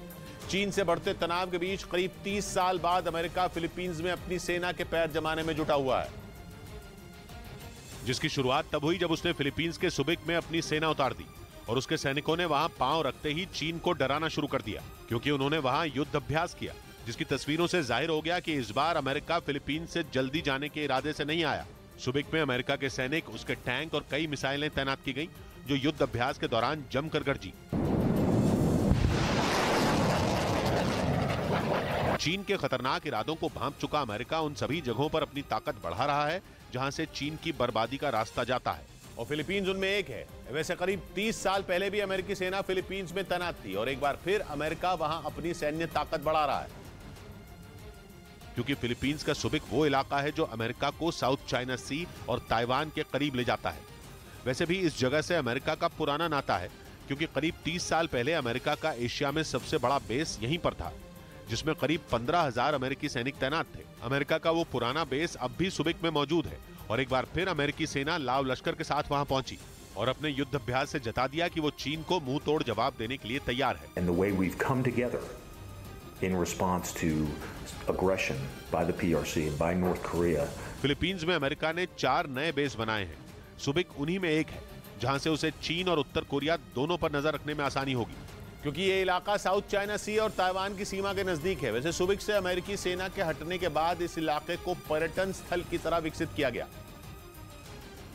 और यहां आने वाले पर्यटकों की अच्छी खासी आबादी है। फिलीपींस की सरकार ने अपने और अमेरिका के बीच बढ़ते सैन्य संबंधों को छिपाने के लिए इसी को अपनी ढाल बनाया, और सुबिक के प्रशासनिक अधिकारियों ने कहा कि वो अमेरिकी सैनिकों को पर्यटक समझते हैं। And we spend money to promote Subic. Pag dumating dito yan, turista yan. चीन की चालबाजियों से बचने के लिए फिलीपींस तो खुलकर कुछ नहीं कह रहा, लेकिन अमेरिकी सेना के अधिकारी फुल फॉर्म में नजर आए, क्योंकि सुबिक में कदम रखते ही उन्होंने युद्ध की बातें करनी शुरू कर दी। War is complicated. Military conflict is unpredictable. यानी अमेरिका ने फिलीपींस के जरिए चीन को घेरना शुरू कर दिया, और धीरे धीरे इंडो पैसिफिक रीजन में जंग का माहौल बनना शुरू हो गया, क्योंकि चीन फिलीपींस में अमेरिकी सेना का बेस बनाने के खिलाफ है। कुछ दिन पहले जब यह खबर आई थी तो उसने इसका विरोध भी किया था, लेकिन ना फिलीपींस ने चीन की सुनी और ना अमेरिका ने उसे भाव दिया, और अब तो अमेरिकी सैनिक फिलीपींस के अपने 4 बेस में पहुंच भी चुके हैं, या यूं कहें कि बाइडेन की सेना चीन की गर्दन तक पहुंच गई है, और उसे उसकी गर्दन मरोड़ने का इंतजार है, जिसमें एशिया के उसके साथी भी उसका पूरा साथ देंगे, क्योंकि फिलीपींस में मिले सैन्य बेस ने उत्तर में दक्षिण कोरिया और जापान से लेकर दक्षिण में ऑस्ट्रेलिया तक फैले गठजोड़ के बीच मौजूद खाई को पाट दिया है, जिसकी वजह है फिलीपींस की सीमाओं का साउथ चाइना सी और ताइवान की सीमा के नजदीक होना। यानी चीन फंस चुका है। धीरे धीरे बाइडेन की सेना उसके नजदीक पहुंच रही है, जिससे 2025 में चीन और अमेरिका के बीच जंग की अटकलों को जोर मिलने लगा, क्योंकि धुआं वहीं उठता है जहां आग लगती है। इधर दिल्ली के द्वारका इलाके में एक महिला नेशनल कबड्डी खिलाड़ी ने अपने कोच पर रेप का आरोप लगाया। इस मामले में एफआईआर दर्ज कराई, जिसमें अपने कबड्डी कोच पर महिला खिलाड़ी ने 2015 में जबरन शारीरिक संबंध बनाने का इल्जाम लगाया। यही नहीं, 2018 में इनाम में मिली रकम हड़पने और शादी के बाद ब्लैकमेल करने का आरोप भी एफआईआर में लगाया गया। उधर बिहार के औरंगाबाद में नक्सलियों ने नहर बनाने के मुद्दे पर बीजेपी सांसद सुशील कुमार सिंह को धमकी दे दी। जेडीयू नेता और पूर्व विधायक रणविजय सिंह को तो जान से मारने की धमकी दी गई, और धमकी भरे कुछ पोस्टर चिपकाए गए, जिनमें नक्सलियों ने नहर नहीं बनने तक सांसद सुशील सिंह को उनके इलाके में नहीं घूमने की चेतावनी दी। सांसद ने भी नक्सलियों को जवाब दिया, मैं चौराहे पर खड़ा हो जाता हूं और वो लोग चाहें तो मेरी हत्या कर दें। भारत की कम्युनिस्ट पार्टी माओवादी नाम से कई जगहों पर लगाए गए इन पोस्टरों में पूर्व विधायक रणविजय कुमार सिंह को भी बम ब्लास्ट कर उड़ाने की धमकी दी गई। इस बीच यूरेशियन टाइम्स नाम की वेबसाइट ने दावा किया कि रूसी सेना यूक्रेन पर एंटी रेडिएशन मिसाइल का इस्तेमाल कर रही है। बताया जा रहा है कि जेलेंस्की की सेना को रूस के हमलों में भारी नुकसान उठाना पड़ रहा है, क्योंकि एंटी रेडिएशन मिसाइल वो मिसाइल है जो एयर डिफेंस सिस्टम का भी काल है। यूरेशियन टाइम्स के मुताबिक रूसी सेना यूक्रेन पर KH-31PD एंटी रेडिएशन मिसाइल से जोरदार हमले कर रही है। लड़ाकू विमानों से लॉन्च की जाने वाली ये मिसाइल बेहद खतरनाक मानी जाती है। ये दुश्मन के रडार को भी ठप कर देती है, जिसकी वजह से टारगेट का तबाह होना तय है। इस मिसाइल के जरिए 250 किलोमीटर दूर के दुश्मन को भी ढेर किया जा सकता है। यानी अगर एक बार ये मिसाइल दाग दी गई तो टारगेट का बचना लगभग नामुमकिन है। दावा है कि यूक्रेन के कई हिस्सों में इस मिसाइल से पुतिन की फौज कहर बरपाने का कोई मौका नहीं छोड़ रही। इधर न्यूज 18 के पास महाराष्ट्र ATS की एक्सक्लूसिव चार्जशीट की कॉपी मौजूद है, जिसमें ये आरोप लगाए गए हैं कि PFI यानी पॉपुलर फ्रंट ऑफ इंडिया के लोग भारत के खिलाफ युद्ध छेड़ने की साजिश रच रहे थे। उनका मकसद 2047 तक भारत को एक मुस्लिम देश बनाने का था। जिसके लिए उन्होंने अपनी तैयारी भी शुरू कर दी थी। न्यूज 18 को मिली महाराष्ट्र एटीएस की एक्सक्लूसिव चार्जशीट में यह बताया गया कि पीएफआई ने अपने लोगों को घर में तेजाब और हथियार रखने के लिए कहा था। इसके अलावा पीएफआई से जुड़े लोगों को घर में चाकू, कोल्ड ड्रिंक और लाल मिर्च पाउडर रखने का भी आदेश दिया गया था। चार्जशीट में यह भी खुलासा हुआ है कि पीएफआई मुस्लिम नौजवानों को गुमराह कर उन्हें हथियार चलाने की ट्रेनिंग भी दे रहा था। यही नहीं, महाराष्ट्र एटीएस की चार्जशीट के मुताबिक पीएफआई के पास 2047 तक भारत के खिलाफ जिहाद छेड़ने और भारत को मुस्लिम देश बनाने से जुड़ा एक दस्तावेज था। और उस दस्तावेज में मुस्लिम देश बनाने के लिए पीएफआई ने 4 चरणों का कार्यक्रम तय किया था। न्यूज 18 को मिले एक्सक्लूसिव दस्तावेज ये बताते हैं कि पीएफआई आरएसएस और दूसरे संगठनों को खत्म करने की भी प्लानिंग में जुटा था, जिसका पर्दाफाश तब हुआ जब महाराष्ट्र एटीएस ने 2 फरवरी को पिछले साल सितंबर में गिरफ्तार किए गए पीएफआई के 5 सदस्यों के खिलाफ चार्जशीट दाखिल की, जिसमें यह भी आरोप लगाया गया है कि पीएफआई ने आजादी के 100 साल पूरे होने पर भारत को मुस्लिम देश बनाने की पूरी रूपरेखा तैयार कर रखी थी। न्यूज 18 को मिली एक्सक्लूसिव जानकारी के मुताबिक जांच के दौरान महाराष्ट्र एटीएस को पीएफआई के सदस्यों के पास से India 2047 towards rule of Islam in India नाम से एक दस्तावेज मिला था, जिसमें 2047 तक भारत को मुस्लिम देश बनाने की पूरी प्लानिंग की गई थी। इसके अलावा उस दस्तावेज में यह भी जिक्र किया गया था कि कश्मीर और लक्षद्वीप में रहने वाले मुस्लिम समुदाय के लोगों को प्लान का हिस्सा होना चाहिए, क्योंकि इन दोनों राज्यों में मुसलमानों की आबादी 70% से ज्यादा है। यही नहीं, महाराष्ट्र एटीएस की चार्जशीट में यह भी आरोप लगाया गया कि पुलिस और न्यायपालिका को ध्वस्त करने के लिए भी पीएफआई ने प्लानिंग कर रखी थी, जिसके लिए पीएफआई के सदस्यों ने अलग अलग राज्यों में कई ट्रेनिंग कैंप तक खोले थे, जहां कम उम्र के लड़कों को हथियार चलाने और लोगों की हत्या करने की ट्रेनिंग दी जाती थी। महाराष्ट्र एटीएस के दस्तावेज से साफ पता चल रहा है कि पीएफआई के निशाने पर आरएसएस और हिंदू संगठन के कई बड़े नेता उनके रडार पर थे। चार्जशीट में इस बात का भी जिक्र है कि पीएफआई के लोगों ने महाराष्ट्र के ठाणे और पनवेल समेत कई जगहों पर सीक्रेट मीटिंग की थी। यही नहीं, योजना को अंजाम तक पहुंचाने के लिए पीएफआई मुस्लिम देशों से फंड जुटाने में भी लगा था। उधर जम्मू कश्मीर के कई जिलों में भारी बर्फबारी की वजह से तापमान में गिरावट दर्ज की गई। मौसम विभाग ने बर्फबारी का यह सिलसिला आगे भी जारी रहने का अनुमान जताया, जबकि कई इलाकों में भारी बर्फबारी के साथ बारिश की चेतावनी दी गई। बारामूला में तो बर्फबारी के बाद हर तरफ बर्फ की मोटी चादर नजर आई। लगातार पहाड़ी इलाकों में बर्फबारी हो रही है, चाहे वो गुलमर्ग हो, पहलगाम हो, सोनमर्ग हो। वहीं कुपवाड़ा की सड़कों पर बर्फ जमने की वजह से आने जाने वाले लोगों को भारी मुश्किलों का सामना करना पड़ा। उधर दिल्ली में कांग्रेस महिला मोर्चा की सैकड़ों कार्यकर्ताओं ने जंतर मंतर पर जुटकर केंद्र सरकार के खिलाफ जोरदार प्रदर्शन किया। इन प्रदर्शनकारियों ने बेरोजगारी और महंगाई के मुद्दे पर केंद्र सरकार को घेरा और सैकड़ों की तादाद में जंतर मंतर पर इकट्ठा हो गई। इस विरोध प्रदर्शन के दौरान कांग्रेस महिला मोर्चा के अध्यक्ष की अगुवाई में कुछ महिलाएं बैरिकेड पर चढ़ गईं और उन्होंने केंद्र सरकार के खिलाफ नारेबाजी जारी रखी। ये लोग केंद्र सरकार के खिलाफ रैली निकाल रहे थे, लेकिन कांग्रेस महिला मोर्चा की इन कार्यकर्ताओं को पुलिस ने बीच रास्ते में आगे बढ़ने से रोक दिया, जिसके बाद वो बैरिकेडिंग को पार करने की कोशिश करती नजर आई। को दे दिया, जनता का पैसा खा जाएगा। कांग्रेस महिला मोर्चा की ये कार्यकर्ता विरोध जताने के लिए तरह तरह की तख्तियां और तिरंगा लेकर सड़कों पर उतरी, जिनके जरिए उन्होंने केंद्र सरकार का घेराव करने की कोशिश की। इस बीच पाकिस्तान की सेना को एक बार फिर अंतर्राष्ट्रीय स्तर पर बेइज्जती का सामना करना पड़ा। पाकिस्तान की नौसेना ने अभ्यास के लिए दुनिया भर के 110 देशों को न्योता भेजा। अमन नाम के इस नौसेना अभ्यास में केवल 7 देशों ने दिलचस्पी दिखाई, यानी जिन 110 देशों को इस ड्रिल में शामिल होने के लिए पाकिस्तान ने बुलावा भेजा, उनमें 103 देशों ने इसे ठुकरा दिया। 7 देशों की नौसेना इसके लिए पाकिस्तान पहुंची। उन्होंने भी अपने बड़े और शक्तिशाली जहाज पाकिस्तान भेजने से इनकार कर दिया, जिनमें अमेरिका और चीन जैसे देश भी शामिल हैं। अमेरिका ने तो इस ड्रिल में सिर्फ अपना एक युद्धपोत भेजकर मौजूदगी दर्ज कराने का काम किया।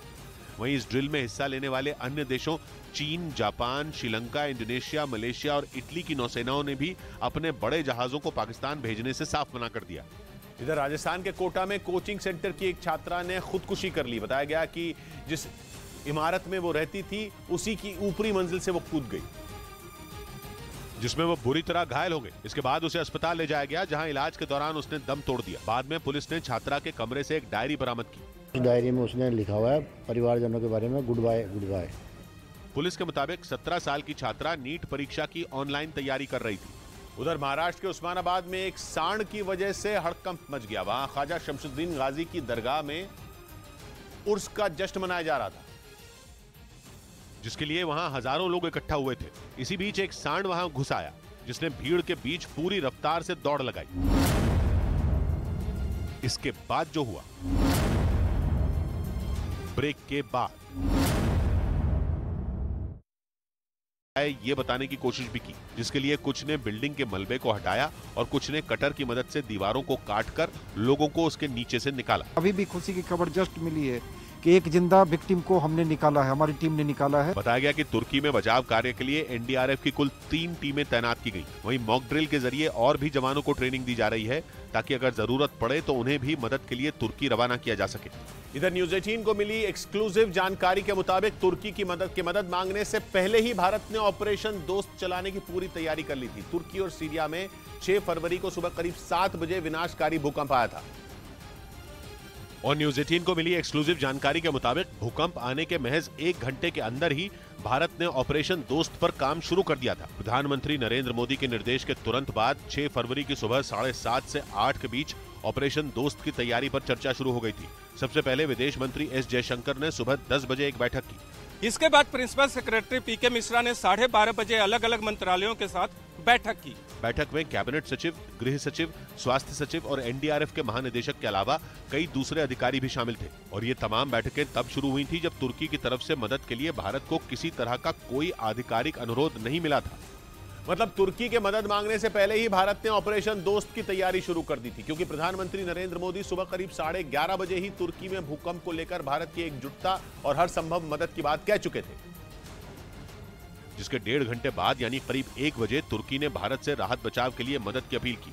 न्यूज 18 को मिली एक्सक्लूसिव जानकारी के मुताबिक दोपहर 3 बजे तुर्की को मदद भेजने के लिए रक्षा मंत्रालय और एनडीआरएफ के बीच बैठक हुई। बैठक खत्म होने के 12 घंटे के अंदर भारतीय वायुसेना का पहला C-17 ग्लोब मास्टर विमान तुर्की के लिए रवाना हो चुका था। Left at 3 o'clock yesterday morning, landed at 11 o'clock. Second team landed at 2000 hours in the evening. तुर्की के लिए कुल 5 C-17 ग्लोब मास्टर विमान और सीरिया के लिए एक विशेष विमान राहत सामग्री लेकर जा चुका है। यानी तुर्की में भूकंप आने के महज 24 घंटे के अंदर भारत की तरफ से पहला मालवाहक विमान एनडीआरएफ की पहली टीम को लेकर जा चुका था। लेकिन इस बीच ये भी खबर है कि तुर्की में सरकार की तरफ से वसूले गए भूकंप टैक्स पर बवाल मच गया। तुर्की में 1999 में भी विनाशकारी भूकंप आया था, जिसके बाद वहां की सरकार ने लोगों से भूकंप टैक्स वसूलना शुरू किया था, जिससे जमा रकम का इस्तेमाल भूकंप और दूसरी प्राकृतिक आपदा से निपटने के लिए होना था। लेकिन अब उसी भूकंप टैक्स को लेकर लोगों ने सरकार पर सवाल खड़े करने शुरू कर दिए, क्योंकि 6 फरवरी को आए इस विनाशकारी भूकंप से 15,000 से ज्यादा लोगों की मौत हो चुकी है। घायलों की संख्या 35,000 से ज्यादा है। दिन रात राहत और बचाव का काम किया जा रहा है, लेकिन तबाही इतनी बड़ी है कि हजारों लोगों तक अभी तक मदद नहीं पहुँच सकी है। इसी वजह से भूकंप टैक्स को लेकर लोगों का गुस्सा सरकार के खिलाफ भड़क उठा। पूछा जा रहा है कि भूकंप से निपटने के नाम पर जो टैक्स वसूला गया वो रकम कहाँ गई, क्योंकि भूकंप की वजह से हजारों लोग बेघर हो गए। ऊपर से ठंड और बारिश ने लोगों की परेशानी बढ़ा दी है। लोगों का आरोप है कि कई इलाकों में 3 दिन गुजर जाने के बाद भी तुर्की की सरकार मदद नहीं पहुंचा पाई, जिसकी वजह से लोगों की मुसीबत बढ़ती जा रही है। तुर्की ने 23 साल पहले यानी 1999 में आए भूकंप के बाद एक नया टैक्स लगाया था। आधिकारिक रूप से इसका नाम स्पेशल कम्युनिकेशन टैक्स है, जिसे भूकंप टैक्स के नाम से भी जाना जाता है। एक रिपोर्ट के मुताबिक इस टैक्स से करीब 88 बिलियन लीरा यानी भारतीय रुपयों में करीब 37,000 करोड़ की रकम जुटाई गई, जबकि ये नहीं बताया गया कि ये पैसा कहां और कैसे खर्च किया जाता है। इसी वजह से तुर्की की सरकार के खिलाफ लोगों में आक्रोश बढ़ता जा रहा है। हालांकि लोगों की शिकायत मिलने पर तुर्की के राष्ट्रपति एर्दोगान ने समस्याओं को जल्द हल करने का वादा किया। लेकिन तुर्की की ये परेशानी यहीं थमती नहीं दिख रही, क्योंकि खबर है कि भयंकर भूकंप की वजह से तुर्की का नक्शा तक बदल सकता है। सोमवार को तुर्की में आए भूकंप इतना जोरदार थे कि पृथ्वी के अंदर बड़े बदलावों का अनुमान है। ऐसे अनुमान जो पृथ्वी पर ऐसे बदलाव करेंगे जिन्हें कभी पलटा नहीं जा सकेगा, क्योंकि धरती के अंदर की टेक्टोनिक प्लेट इस जोरदार भूकंप के बाद खिसकने की खबर है, जिसकी वजह से जमीन भी खिसकने का दावा किया गया। वैज्ञानिकों के मुताबिक इस भूकंप ने जमीन को 3 मीटर तक खिसका दिया। पृथ्वी के ऊपर की सतह के नीचे काफी गहराई में टेक्टोनिक प्लेट है। अलग अलग टेक्टोनिक प्लेट तैर रही हैं और उनके नीचे कई जगहों पर लावा है। टेक्टोनिक प्लेट हिलने की वजह से ऊर्जा पैदा होती है और भूकंप आते हैं, लेकिन भूकंप अगर जोरदार हो तो धरती का नक्शा तक बदल सकते हैं। माना जा रहा है कि ऐसा ही इस बार भी होगा। इटली के कुछ वैज्ञानिकों ने शुरुआती जानकारी और अनुमान के आधार पर एक रिपोर्ट तक तैयार कर दी। इस रिपोर्ट के मुताबिक तुर्की के सामने रेस्क्यू ऑपरेशन खत्म होने के बाद भी बहुत बड़ी चुनौती होगी। जब तुर्की की सरकार को यह पता लगेगा कि जमीन खिसक चुकी है, क्योंकि तुर्की और उसके आसपास की नदियों की दिशा तक बदल सकती है, गैस पाइपलाइन तक बदलने की जरूरत पड़ जाएंगी। ऊर्जा के बहाव का पैटर्न बदल गया तो बिजली और ऊर्जा से जुड़े सारे प्रोजेक्ट प्रभावित होंगे। इससे पहले 2011 में जापान में 9.1 तीव्रता का भूकंप आया था। उस वक्त भी इस तरह के बदलाव हुए थे। यहाँ तक कि पृथ्वी के अपनी धुरी पर घूमने की रफ्तार तक बदल गई थी। माना जा रहा है कि इस बार भी ऐसे बदलाव होंगे। इन्हीं बदलावों का असर दुनिया के नक्शे पर भी होगा और भारत भी यूरोप की तरफ कुछ मीटर खिसक सकता है। इधर अहमदाबाद में सीबीआई ने सीजीएसटी में तैनात असिस्टेंट कमिश्नर महेश चौधरी के ठिकानों पर छापा मारा। बताया गया कि इस कार्रवाई के दौरान उनके घर से 42 लाख रुपए बरामद किए गए और 50 लाख से ज्यादा के जेवर भी मिले। सीजीएसटी में तैनात असिस्टेंट कमिश्नर महेश चौधरी के ठिकानों पर सीबीआई ने आय से अधिक संपत्ति मामले में छापेमारी की। सीबीआई के मुताबिक अहमदाबाद में एक फ्लैट उनकी पत्नी के नाम पर मिला है, जिसकी कीमत 6 करोड़ बताई गई। साथ ही सीबीआई को संपत्तियों से जुड़े कई दस्तावेज भी मिले। सोमवार को आए भूकंप के बाद तुर्की में चीख पुकार मची है। मुसीबत में फंसे तुर्की के लोगों को बचाने के लिए भारत ने ऑपरेशन दोस्त शुरू कर दिया। किसी भी कुदरती आफत से निपटने में माहिर लोगों की टीम लेकर भारत के मालवाहक जहाज लगातार तुर्की पहुंच रहे हैं। तीसरी बार तुर्की के लिए भारत के C-17 ग्लोब मास्टर विमान ने उड़ान भरी, जिसके लिए विदेश राज्य मंत्री वी मुरलीधरन भी गाजियाबाद के हिंडन एयरबेस पहुंचे। हिंडन एयरबेस से C-17 ग्लोब मास्टर राहत सामग्री और रेस्क्यू टीमों को लेकर तुर्की रवाना हो गए। आज तीसरा ग्रुप जो एनडीआरएफ का रेस्क्यू टीम वो जा रहे। भूकंप के तेज झटकों की वजह से तुर्की में भारी तबाही हुई है। प्रधानमंत्री नरेंद्र मोदी ने तबाही के फौरन बाद तुर्की की मदद का ऐलान कर दिया था और तभी से भारत राहत सामग्री, दवाओं, मेडिकल टीमों और रेस्क्यू टीमों को तुर्की भेज रहा है। खुद तुर्की भी इस मदद के लिए भारत की तारीफ करता थक नहीं रहा। लेकिन यही बात पाकिस्तान के गले नहीं उतर रही, क्योंकि एक दिन पहले ही तुर्की ने पाकिस्तान के प्रधानमंत्री शहबाज शरीफ को तुर्की आने से रोक दिया था। तुर्की ने उनकी यात्रा पर रोक उस वक्त लगाई जब शहबाज शरीफ तुर्की के लिए निकलने ही वाले थे। लेकिन जब तुर्की ने उन्हें आने से रोका तो पूरी दुनिया के सामने पाकिस्तान की फजीहत हो गई। इसलिए तुर्की की मदद के मामले में भी पाकिस्तान ने भारत से रेस लगानी शुरू कर दी। पाकिस्तान के लोग भारत की तारीफ करते नहीं थक रहे। इंडिया ने पहल कर दी है और इंडिया की मईशत। इजराइल से टक्कर लेने को तैयार दिख रहे ईरान के सामने एक और देश पैर जमा कर खड़ा हो गया। यह देश जर्मनी है, जिसने ईरान को चेतावनी दे दी कि वो किसी भी कीमत पर उसे परमाणु ताकत नहीं बनने देगा। और ये चेतावनी देते ही जर्मनी, अमेरिका और इजराइल के साथ खड़ा हो गया, क्योंकि इजराइल और अमेरिका तो काफी वक्त से ईरान को रोकने में जुटे हैं। खासतौर पर इजराइल को यह सपने में भी मंजूर नहीं होगा कि ईरान परमाणु बम बना ले और उसके सबसे बड़े दुश्मन के हाथ एक ऐसी ताकत लग जाए जो पलक झपकते ही इजराइल को मिटा दे। इसीलिए उसने अपने साथ अमेरिका को भी ले लिया है और दोनों मिलकर ईरान को लगातार धमका रहे हैं ताकि वो परमाणु बम बनाने की जिद छोड़ दे। इस बीच ईरान के लिए एक और मुसीबत खड़ी हो गई, क्योंकि जर्मनी ने भी ये साफ कर दिया कि वो ईरान को एक परमाणु ताकत नहीं बनने देगा। मतलब ये कि ईरान अगर अपनी जिद पर अड़ा रहा तो उसे इजराइल और अमेरिका के साथ साथ जर्मनी से भी निपटना पड़ेगा, जो उसके लिए आग से खेलने के बराबर होगा। इधर महाराष्ट्र के उस्मानाबाद में एक सांड की वजह से हड़कंप मच गया। वहां ख्वाजा शमसुद्दीन गाजी की दरगाह में उर्स का जश्न मनाया जा रहा था, जिसके लिए वहां हजारों लोग इकट्ठा हुए थे। इसी बीच एक सांड वहां घुस आया, जिसने भीड़ के बीच पूरी रफ्तार से दौड़ लगाई और अपने रास्ते में आने वाले करीब 14 लोगों को कुचल दिया। जानकारी के मुताबिक दरगाह में हो रहे सालाना उर्स के लिए वहां करीब 15,000 लोग जुटे थे, जहां अचानक सांड के घुसने से दहशत मच गई। इस हादसे में कई लोगों को चोटें आईं, जिन्हें इलाज के लिए अस्पताल में भर्ती करा दिया गया। उधर भारत के राष्ट्रीय सुरक्षा सलाहकार अजीत डोभाल ने रूस के राष्ट्रपति पुतिन से मुलाकात की।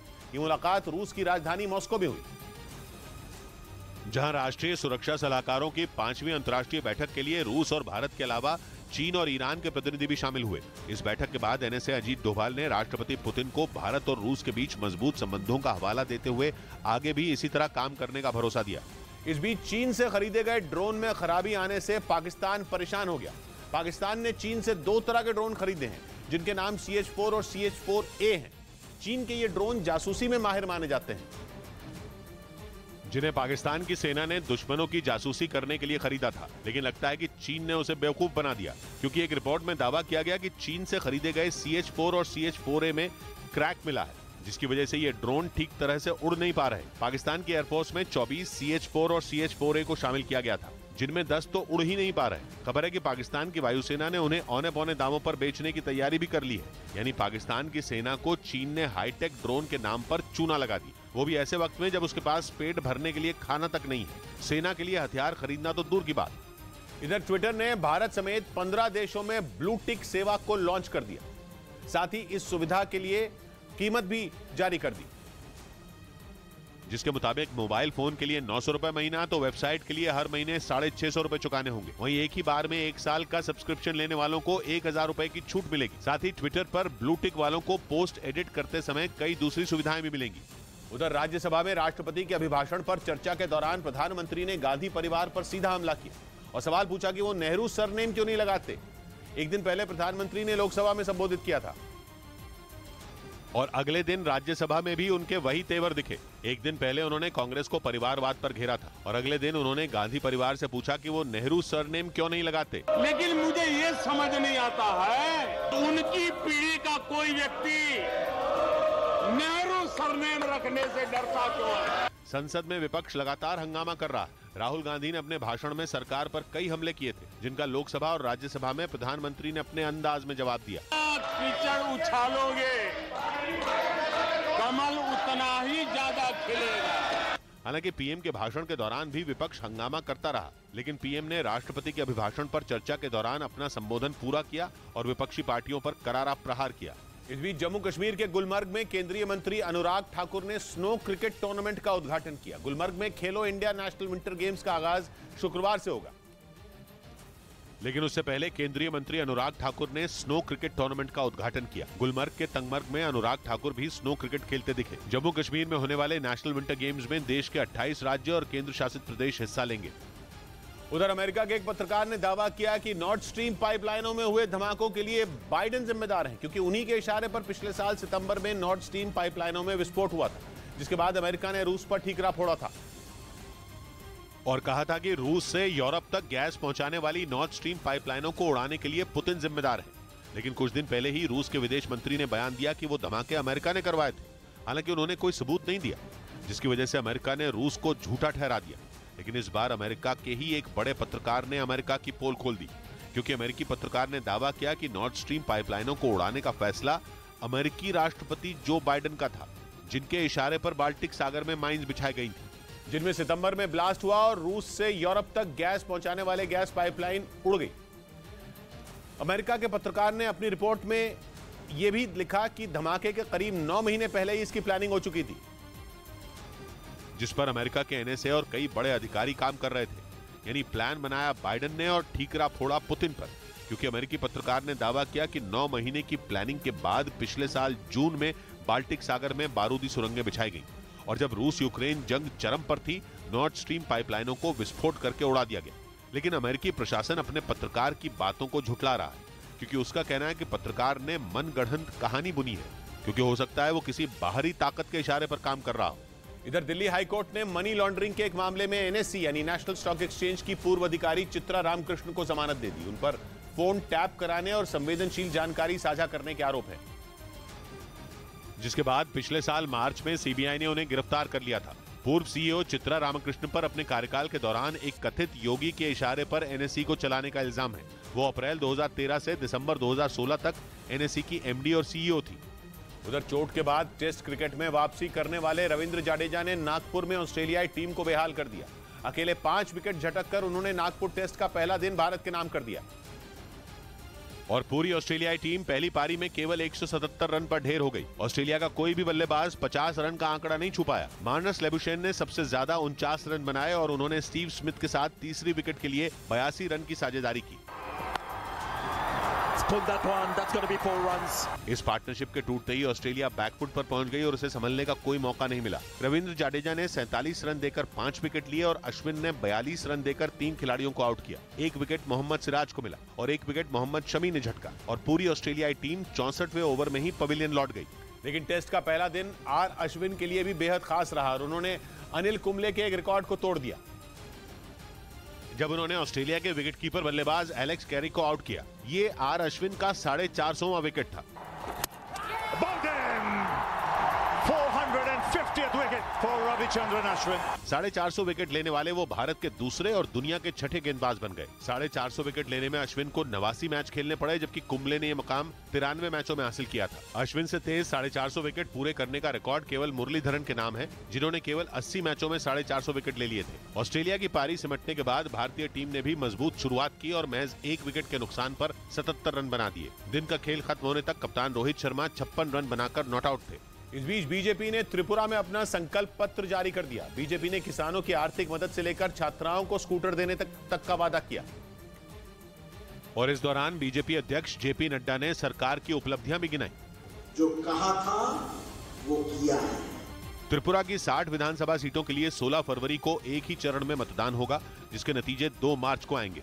उधर तुर्की और सीरिया में आए भूकंप के बाद पाकिस्तान में भूकंप की भविष्यवाणी की खबर सोशल मीडिया पर तेजी से वायरल हो गई। इससे पहले 3 फरवरी को द नेदरलैंड्स के शोधकर्ता फ्रैंक हुगो बीट्स ने यह भविष्यवाणी की थी कि दक्षिण मध्य तुर्की, जॉर्डन, सीरिया और लेबनान की धरती 1 या 2 दिन में 7.5 तीव्रता के भूकंप के झटकों से दहल उठेगी। और ऐसा हुआ भी। फ्रैंक हुगो बीट्स की भविष्यवाणी के ठीक 3 दिन बाद तुर्की और सीरिया समेत 9 देशों में भूकंप आ गया। तभी सोशल मीडिया पर यह भी खबर वायरल होने लगी कि पाकिस्तान भी भूकंप के तेज झटकों से कांप उठेगा। लेकिन इन खबरों पर पाकिस्तान के मौसम विभाग ने ब्रेक लगा दिया और साफ कहा कि तुर्की और सीरिया में आए भूकंप का पाकिस्तान से कोई लेना देना नहीं है। वहाँ के मौसम विशेषज्ञों के मुताबिक पाकिस्तान में भूकंप की भविष्यवाणी का कोई वैज्ञानिक आधार नहीं है। लेकिन इस खबर के वायरल होने के बाद लोगों की चिंता इसलिए बढ़ गई क्योंकि पहले ही पाकिस्तान पाई को तरस रहा है और ऐसे में अगर वहां तुर्की और सीरिया जैसे तगड़े झटके महसूस किए जाते तो वो इससे कैसे उबर पाता।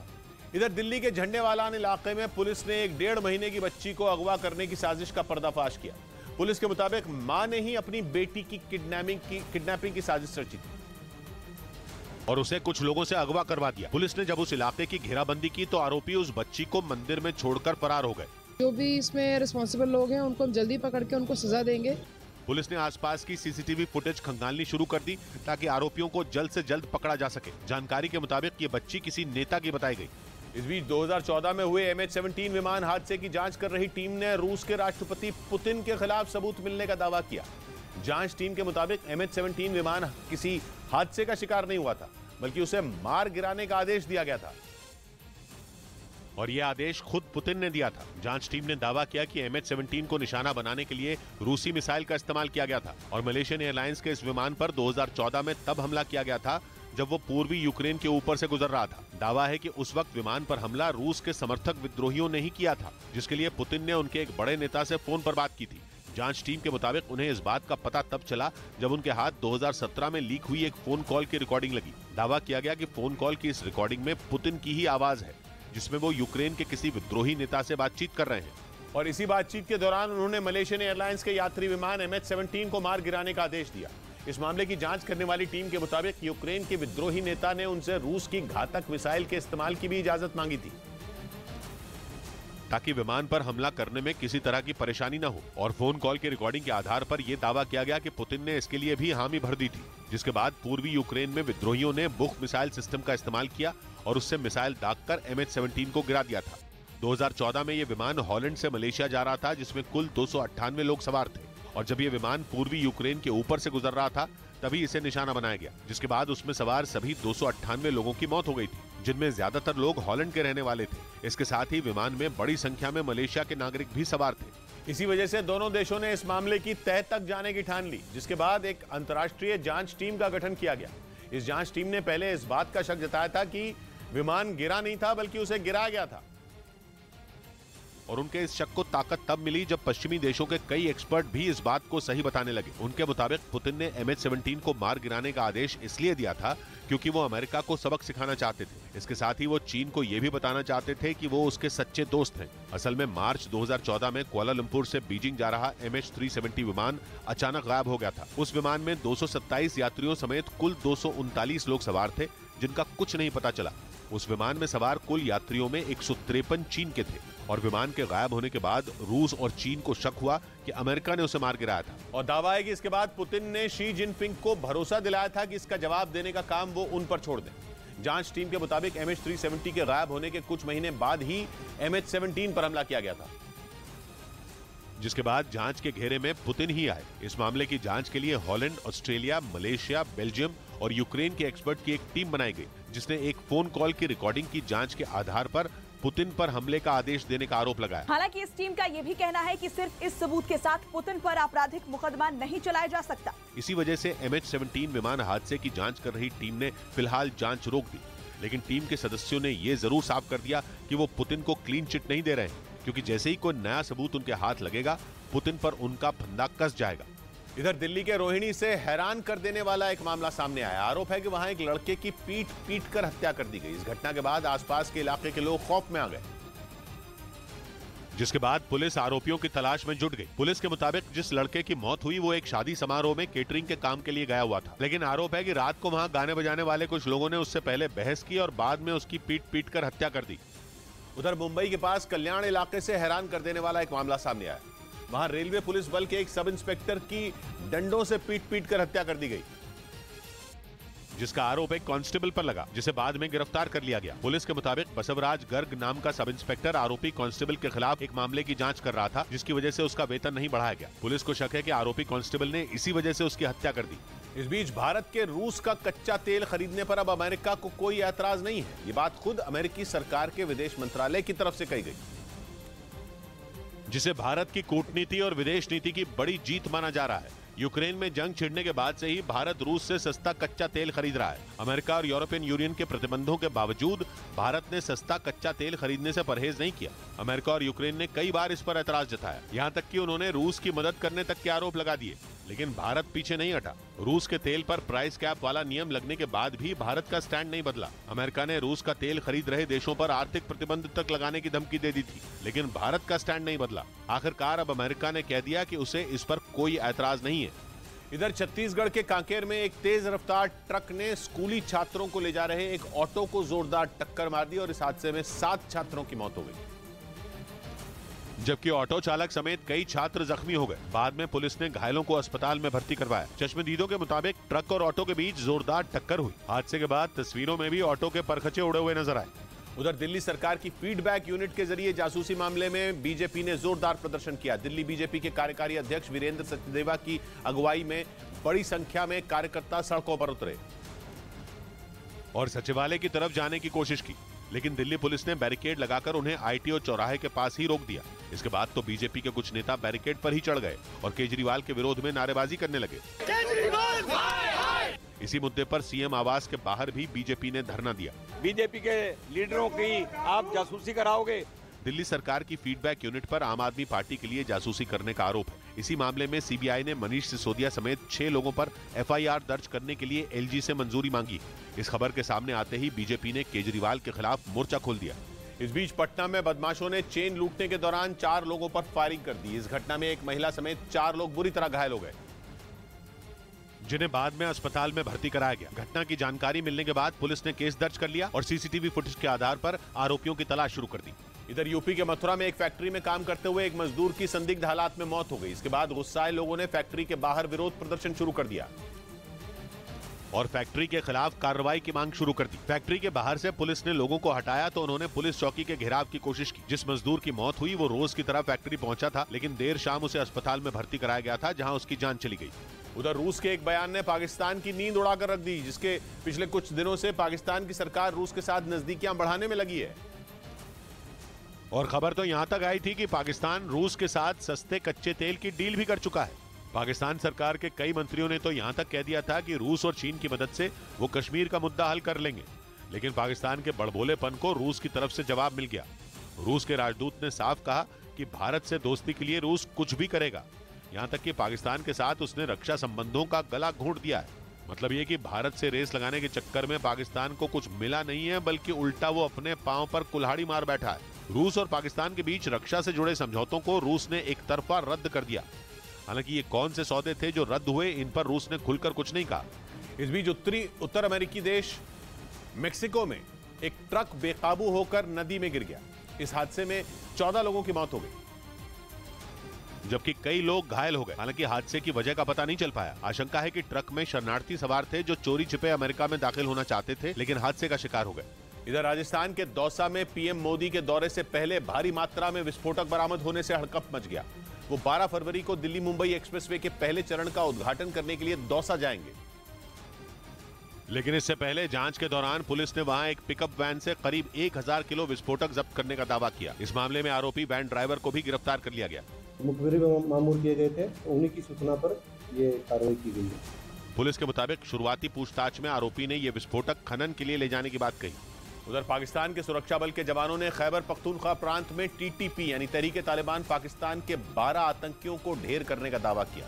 30 जनवरी को इसी आतंकी संगठन ने पेशावर की एक मस्जिद में आत्मघाती हमला किया था, जिसमें 100 से ज्यादा लोगों की मौत हो गई थी। इस आतंकी हमले के बाद से पाकिस्तान की सरकार ने टीटीपी को जड़ से उखाड़ फेंकने की ठान ली थी और इसी कड़ी में पाकिस्तान के सुरक्षा बल के जवानों ने खैबर पख्तूनख्वा प्रांत में एक गाड़ी को निशाना बनाकर टीटीपी के 12 आतंकियों को ढेर कर दिया। पाकिस्तान की तरफ से ये दावा किया गया कि सारे आतंकी एक गाड़ी से टांक जिले की ओर भाग रहे थे। इसी दौरान जब उन्हें रोका गया तो उन्होंने सुरक्षा बल पर फायरिंग शुरू कर दी, जिसके बाद सुरक्षा बल के जवानों ने जवाबी कार्रवाई कर सारे आतंकियों को मार गिराया।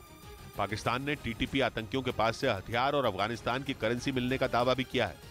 इस बीच रांची में झारखंड के पूर्व मुख्यमंत्री शिबू सोरेन की तबीयत बिगड़ गई, जिसके बाद उन्हें रांची के मेदांता अस्पताल में भर्ती कराया गया, जहां उनका इलाज चल रहा है। जानकारी के मुताबिक पूर्व सीएम शिबू सोरेन को सांस लेने में दिक्कत हो रही थी। उनके फेफड़ों और किडनी में इन्फेक्शन भी पाया गया। इधर दिल्ली के शकूरपुर इलाके में एक चर्च की इमारत गिरने से कई लोग घायल हो गए। बताया गया कि इमारत की ऊपरी मंजिल पर मरम्मत का काम चल रहा था और इसी दौरान इमारत भरभराकर ढह गई, जिसकी चपेट में आकर वहां काम करने वाले 3 लोग घायल हो गए, जिन्हें इलाज के लिए अस्पताल में भर्ती करवाया गया। पुलिस के मुताबिक इमारत के निचले हिस्से में चर्च थी, जबकि ऊपर की मंजिलों में लोग रहते थे, लेकिन मरम्मत की वजह से इमारत को पहले ही खाली करा लिया गया था। उधर रूस के मीडिया का दावा है कि वैगनर ग्रुप ने अब रूस की अलग अलग जेलों में बंद कैदियों को अपने ग्रुप में भर्ती करना बंद कर दिया। बताया गया कि वैगनर ग्रुप ने कुछ दिन पहले ही कैदियों की भर्ती शुरू की थी, लेकिन अब वैगनर ग्रुप के मुखिया येवगेनी प्रिगोजिन ने कैदियों की भर्ती को रोकने का फैसला ले लिया।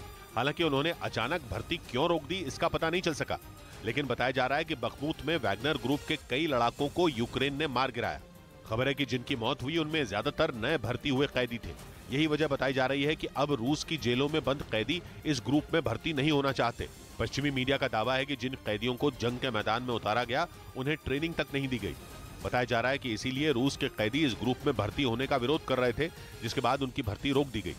इधर जम्मू कश्मीर के पुंछ जिले में सुरक्षा बल को बड़ी कामयाबी मिली। वहां तलाशी अभियान के दौरान एक आतंकी ठिकाने का पता चला और उस आतंकी ठिकाने से बड़ी संख्या में गोला बारूद बरामद किया गया, जिनमें कुछ गोलियां, विस्फोटक, दूरबीन और 2 ग्रेनेड समेत कई चीजें शामिल हैं। सुरक्षा बल के मुताबिक बरामद किया गया ज्यादातर गोला बारूद पुराना है। इस बीच दिल्ली के पास यूपी के गौतम बुद्ध नगर जिले में एक तेज रफ्तार बस की चपेट में आने से 4 लोगों की मौत हो गई, जबकि 3 लोग घायल हो गए, जिन्हें इलाज के लिए अस्पताल में भर्ती करवाया गया। वहीं सूचना मिलने पर पुलिस भी वहां पहुंची और बस को जब्त कर लिया। चालक की गिरफ्तारी के लिए टीम लगातार दबिश दे रही है। पुलिस के मुताबिक हादसे का शिकार हुए सभी लोग एक निजी कंपनी के कर्मचारी थे। उधर अमेरिकी दूतावास के अधिकारियों ने हिंद महासागर के पास मौजूद भारतीय नौसेना के एक अहम अड्डे का दौरा किया, जिससे चीन की धड़कनें तेज हो गईं, क्योंकि यह भारतीय नौसेना का वो अड्डा है जहां अमेरिका की रक्षा उपकरण बनाने वाली कंपनी MQ-9 के प्रेडेटर ड्रोन तैनात है। इन ड्रोन का इस्तेमाल दुश्मन की हरकतों पर नजर रखने के लिए किया जाता है। अमेरिका के इन आधुनिक ड्रोन को भारतीय नौसेना ने 2 साल की लीज पर लिया है, जिन्हें हिंद महासागर के इलाके में चीन की बढ़ती घुसपैठ से निपटने के लिए इन्हें तैनात किया गया है।